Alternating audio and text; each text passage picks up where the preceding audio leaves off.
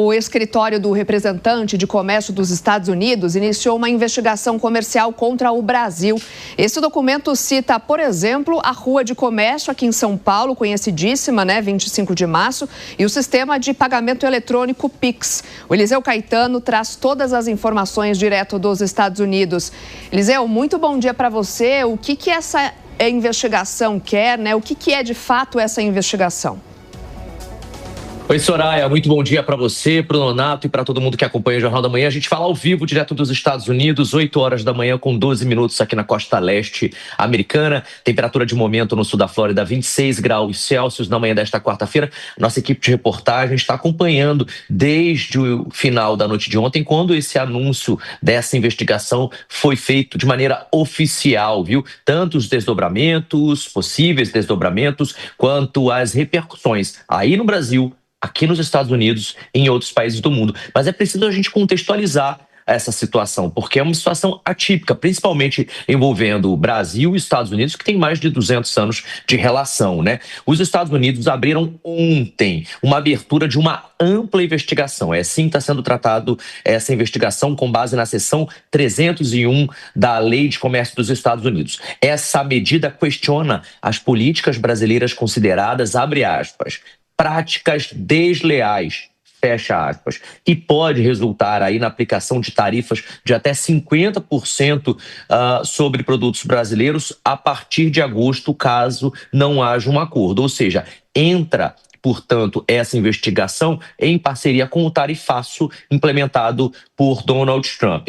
Agora há pouco, um escritório de comércio dos Estados Unidos fez um post dizendo o seguinte: durante décadas, o USTR detalhou as práticas comerciais desleais do Brasil que restringem a capacidade dos exportadores americanos de acessar seu mercado. Isso era feito no Relatório Nacional de Estimativa de Comércio. A investigação da seção 301 responsabilizará o Brasil por suas práticas comerciais desleais e garantirá que as empresas americanas sejam tratadas de forma justa. Agora, por que essa investigação? Esse escritório do representante comercial do Brasil, esse USTR que eu falei, decidiu olhar mais de perto aí os serviços de pagamento eletrônico, comércio digital, proteção à propriedade intelectual e até questão de corrupção. Mercado de etanol, tarifas preferenciais, desmatamento e até discriminação ao comércio americano. Esse levantamento foi feito a mando do presidente Trump, que já havia, como eu disse, anunciado o tarifaço de 50% em carta ao governo brasileiro. Agora, o que esse documento acusa? Pix, um dos nomes mais famosos aí do Brasil, Segundo esse relatório, o Brasil estaria usando o Pix, que é esse sistema de pagamento instantâneo controlado pelo Banco Central, de forma a criar uma barreira regulatória que dificulta a entrada de empresas que prestam o mesmo tipo de serviço aqui nos Estados Unidos, aí no Brasil, como fintechs e operadoras de cartão de crédito, por exemplo. Pirataria na Rua 25 de março, pasmem, até isso foi dito nesse relatório, viu? Esse documento cita a Rua 25 de março como um exemplo claro e explícito. E o STR afirma que, apesar das operações policiais pontuais, que o local permanece um dos maiores mercados para produtos falsificados. E aí eu estou colocando entre aspas, viu? Sem medidas eficazes de combate realmente duradouras. Com relação à propriedade intelectual e regulamentação digital, o texto ainda denuncia a falha na proteção à propriedade intelectual, com venda irrestrita de produtos pirateados, games adulterados e dispositivos ilegais de streaming, e ressalta que a falta de punições reduz a competitividade das empresas americanas. Também são mencionadas regras que afetam plataformas digitais e redes sociais, e a gente entra num ponto sensível que, segundo os Estados Unidos, prejudicam companhias como Google e Meta. Agora, o que isso significa para o Brasil? Que, se não houver um acordo até o próximo dia 1º de agosto, seremos sim taxados em 50% e esse valor pode ser duplicado para até 100% caso haja uma retaliação do governo brasileiro. Eu volto com vocês no estúdio do Jornal da Manhã. Obrigada, Eliseu, pelas suas informações.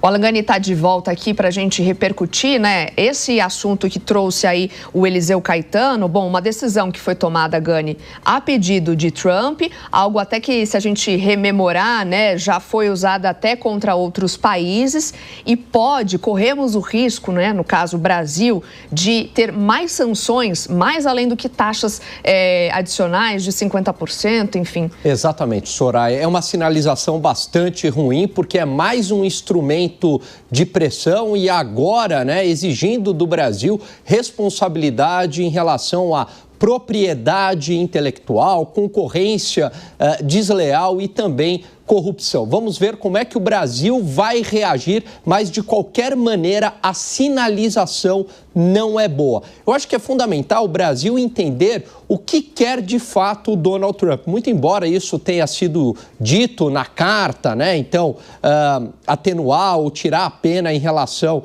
a Jair Bolsonaro, também a questão comercial, né, de tarifas menores, mas também deve ter objetivos ali ocultos, que não foram colocados na carta. E eu entendo, por exemplo, que a aproximação com a China, principalmente com a tentativa de substituição do dólar como uma moeda internacional utilizada nas transações econômico-financeiras, isso incomoda bastante o presidente dos Estados Unidos. Mas é muito importante o Brasil entender de fato o que a gente pode fazer, o que dá para fazer, o que não dá para o governo brasileiro fazer ou ceder para a gente avançar nessas negociações. Caso contrário, a gente caminha, infelizmente, para uma tarifa de 50%, o que será muito prejudicial para a nossa economia. Até porque, né, Gani, se a gente for pegar BRICS, a Índia está lá, negociando e não foi punida. Um outro ponto, essa questão da investigação no sistema PIX,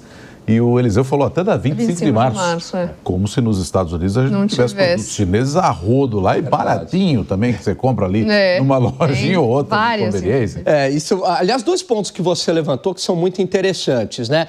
Em relação à Índia, de fato, ela faz parte dos BRICS, a Rússia também, né? Mas talvez o que tenha incomodado o presidente dos Estados Unidos, porque me parece uma coincidência, né? Muito estranha, que justamente o tarifaço vem logo em seguida o Brasil sediar a cúpula dos BRICS, mas é a declaração relacionada ao dólar, né, de substituição do dólar, muito enfática aqui pelo presidente do Brasil. Então, os BRICS em si não é um problema. Agora, o grande problema é essa ameaça quanto ao dólar, pelo menos assim que eu vejo. Agora, em relação a outro ponto que você levantou, se a gente, por exemplo, vai em Nova York, né, bairro de Chinatown, você tem ali uma espécie de 25 de março com uma série de bolsas falsificadas, de grandes grifes, né, vendidas a 50 e 70 dólares. Então, relacionado ali também concorrência desleal, muito bem colocado por você, é claro que acontece nas grandes capitais dos Estados Unidos também, e é claro que corrupção ocorre lá, lógico que não ocorre na mesma magnitude que ocorre aqui, mas também tem por lá.